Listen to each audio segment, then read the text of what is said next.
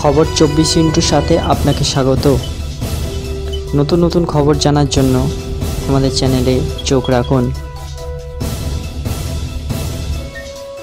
নমস্কার, খবর 24 সাথে আপনাদের স্বাগত।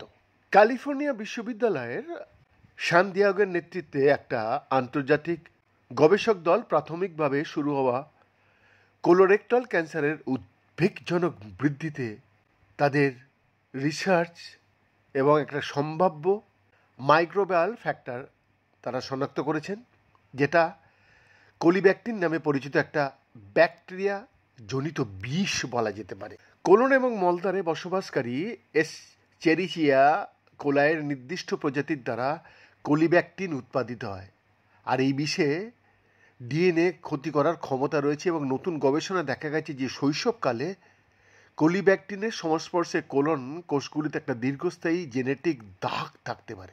তাই এই স্বতন্ত্র মিউটেশন প্যাটার্ন 50 বছর বয়সের আগে কোলোরেক্টাল ক্যান্সার হওয়ার ঝুঁকি উল্লেখযোগ্যভাবে বাড়িয়ে তুলতে পারে। কিন্তু 23 এপ্রিল নেচারে প্রকাশিত এই গবেষণায় 11টি দেশের প্রাথমিক এবং দেরিতে শুরু হওয়া রোগীদের 981টি কোলোরেক্টাল ক্যান্সার টিউমারের জিনোম পরীক্ষা করা হয়েছে, যেখানে ক্যান্সারের হার বিভিন্ন।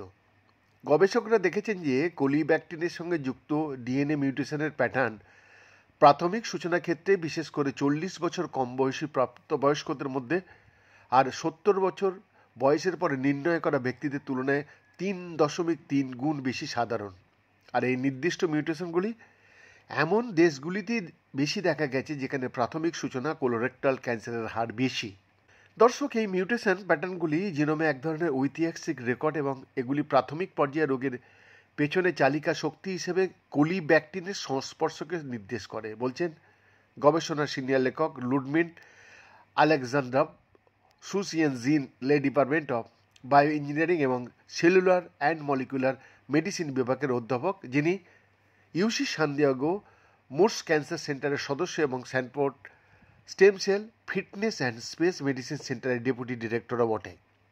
বৈদ্যনাথ দাসের রিপোর্ট, খবর 24/7।